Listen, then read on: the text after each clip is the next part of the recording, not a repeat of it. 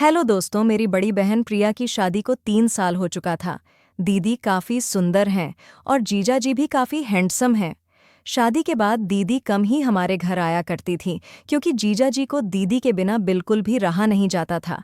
दीदी और जीजा जी एक दूसरे से बहुत प्यार करते हैं और एक दूसरे के बिना नहीं रह सकते। यह बात मुझे उस दिन समझ में आई जब दीदी दिवाली पर हमारे घर आई हुई थी। दीदी को आए 1 हफ्ता हो चुका था, लेकिन जीजाजी के फ़ोन दिन भर में कई बार आते रहते थे।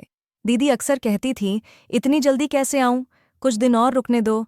पर आप भी फ़ोन करके ऐसी ऐसी बातें करते हो जिससे मुझे भी आपकी बहुत याद आने लगती है। उतने में मम्मी आ गई और दीदी ने फ़ोन काट दिया। मम्मी ने दीदी को किचन में बुला लिया क्योंकि दिवाली की मिठाई, चिवड़ा, करंजी वगैरह बनानी थी। हम सब ने मिलकर शाम तक आधी चीज़ें बना ली थीं और बाकी की मिठाई अगले दिन बनाने का तय हुआ। शाम ढल चुकी थी और मैं दरवाजे से बाहर देख रही थी। तभी मैंने देखा कि जीजा जी बाहर खड़े हैं। मैंने जल्दी से दीदी को आवाज़ लगाई। दीदी बाहर आते ही बोली, आप तो सच में आ गए, मुझे लगा फ़ोन पर आपने ऐसे ही कहा था।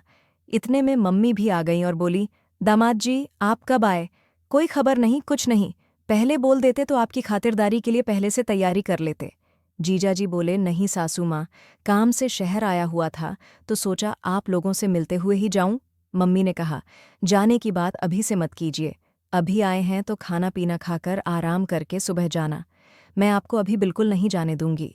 जीजाजी कुछ नहीं बोले और मुझे भी मालूम था कि जीजाजी जाने के लिए नहीं आए हैं। इतने में दीदी पानी लेकर आई और जीजाजी को पानी देते हुए धीरे से फुसफुसाई, मुझे अच्छे से पता है कि आप किस लिए आए हैं। 1 हफ्ता भी नहीं रह पाए मेरे बिना। जीजाजी हंसकर बोले, तुम हो ही ऐसी। यह सुनकर दीदी शर्माकर वहां से चली गई। थोड़ी देर में खाना बनकर तैयार हो गया। हम सब ने साथ में खाना खाया और बातें करते करते रात बिताई। जीजू का बिस्तर बाजू वाले कमरे में लगाया गया था और सबको अब सोने की तैयारी करनी थी। घर के सारे लोग अपने अपने कमरे में सोने चले गए थे, लेकिन मैं, दीदी और जिज्जू अब भी सोफे पर बैठेकर टीवी देख रहे थे। टीवी पर हम आपके हैं कौन मूवी चल रही थी जो मुझे बहुत पसंद थी और दीदी को भी। थोड़ी देर में जीजू ने उबासी लेते हुए कहा, बाप रे, मुझे तो बहुत नींद आ रही है। दीदी ने मन ही मन हंसते हुए जवाब दिया, तो फिर जाइए ना, बाजू वाले कमरे में आपका बिस्तर लगा दिया है, आराम कर लीजिए, मैं मूवी देखकर बाद में आ जाऊंगी। जीजू का चेहरा देखने लायक था। वह थोड़ा खींचकर कमरे की ओर चले गए। मुझे और दीदी को हंसी आ रही थी, लेकिन हमने कुछ नहीं कहा। हम दोनों मूवी देखने में लगे हुए थे। कुछ देर बाद दीदी ने मुझसे कहा, छोटी, मुझे भी अब नींद आ रही है, मैं सोने जा रही हूं। मैंने तुरंत कहा, दीदी अगर तुम भी चली जाओगी तो मुझे डर लगेगा। तुम्हें पता है ना, रात में मुझे अकेले डर लगता है। दीदी थोड़ा रुकी और बोली, ठीक है, थोड़ी देर रुक जाती हूं। उसी वक्त जीजू ने कमरे से आवाज लगाई, प्रिया पानी चाहिए। दीदी ने तुरंत कहा, रुको छोटी, मैं तुम्हारे जीजू को पानी देकर आती हूं। मैंने कहा, ठीक है, पर जल्दी आना। दीदी किचन से पानी की गिलास लेकर जीजू के कमरे में चली गई। मैंने सोचा अभी आएगी, अभी आएगी, लेकिन 10 मिनट बीत गए और पूरे घर में मुझे कोई नजर नहीं आया। डर के मारे मैंने दीदी को आवाज दी। थोड़ी ही देर में दीदी कमरे से बाहर आई। उनकी साड़ी थोड़ी ढीली थी, बाल बिखरे हुए थे और सांसें तेज चल रही थीं। मैंने घबराकर पूछा, दीदी इतनी देर क्यों लगा दी? मुझे डर लग रहा था। दीदी ने हंसते हुए कहा, अरे वो कुछ नहीं, तुम्हारे जीजू को बहुत प्यास लगी थी, इसलिए पानी देने में थोड़ा समय लग गया। इतने में जीजू कमरे से बाहर आए और बोले, अरे मेरे फ़ोन की बैटरी खत्म होने वाली है, क्या तुम मेरे लिए चार्जर ला दोगी? दीदी ने जवाब दिया, ठीक है, देखती हूँ, आप यहीं रुकिए। लेकिन जीजू ने कहा, अरे तुम देखो, मैं कमरे में वेट करता हूँ। यह कहते हुए वे वापस कमरे में चले गए। दीदी मेरे कमरे में गई और वहां से मेरा फ़ोन चार्जर उठाकर जीजू को देने उनके कमरे में चली गई। मैंने सोचा कि चार्जर देकर वह तुरंत वापस आ जाएंगी, लेकिन थोड़ी देर बीत गई और दीदी का कोई अता पता नहीं था। मैंने एक बार फिर से दीदी को आवाज़ दी, लेकिन कोई जवाब नहीं आया। मैं समझ गई कि शायद दीदी चार्जर लगाकर फ़ोन की चार्जिंग में व्यस्त होंगी। थोड़ा डर भी लग रहा था, इसलिए मैंने टीवी बंद किया और अपने कमरे में सोने चली गई। लेकिन मुझे नींद नहीं आ रही थी। बिस्तर पर लेटकर मैं अपना फ़ोन चलाने लगी। आधे घंटे बाद मेरा फ़ोन स्विच ऑफ हो गया। उसकी बैटरी खत्म हो चुकी थी। अब मैं इधर उधर चार्जर ढूंढने लगी, लेकिन याद आया कि मेरा चार्जर तो दीदी ले गई है। अब मैं उसका इंतज़ार में थी, क्या चार्जर लेने के लिए जाऊं या नहीं। नींद तो वैसे भी नहीं आ रही थी और बोरिंग भी हो रही थी। मैंने सोचा कि शायद चार्जिंग अभी शुरू ही हुई होगी। मन ही मन मैंने तर्क किया कि आजकल के फास्ट चार्जर कितनी जल्दी फ़ोन चार्ज कर देते हैं।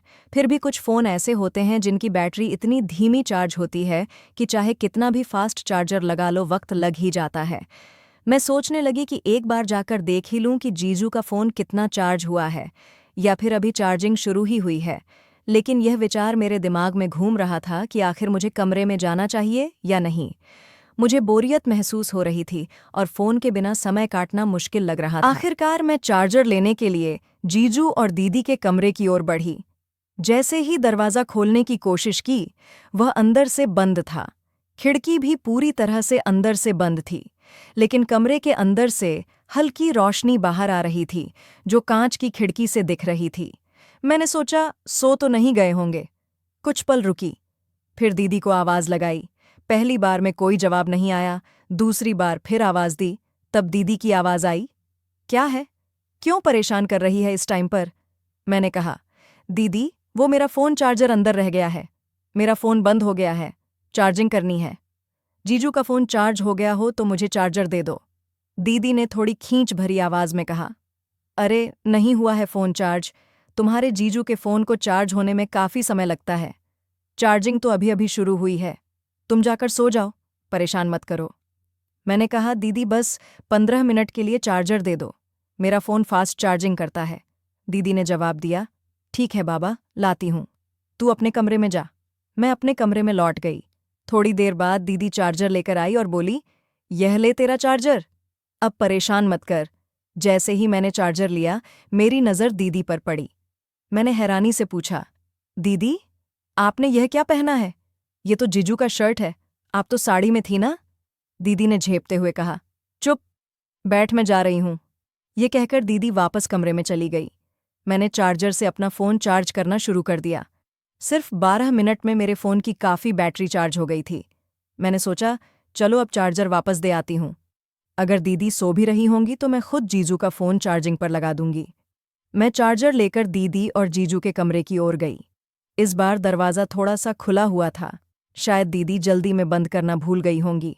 जैसे ही मैंने दरवाज़ा खोला और अंदर कदम रखा, मेरे सामने ऐसा नज़ारा था जो मैंने अपनी ज़िंदगी में कभी नहीं देखा था। मेरी आंखें फटी की फटी रह गईं। मुझसे यह बहुत बड़ी गलती हो गई थी। मुझे अंदर आने से पहले आवाज़ देनी चाहिए थी। मैं ये कैसे भूल सकती थी कि यह शादीशुदा जोड़ा है। मुझे उन दोनों को देखकर बेहद शर्म आ रही थी, लेकिन दीदी और जीजू को इस बात का ज़रा भी अंदाज़ा नहीं था कि मैं दरवाजे पर खड़ी हूँ और उन्हें देख रही हूँ। उसके बाद जो हुआ, उसे जानकर आप इतने हैरान हो जाएंगे कि आपको एक बड़ा झटका लगेगा। कहानी का अगला भाग जानने के लिए तैयार रहिए।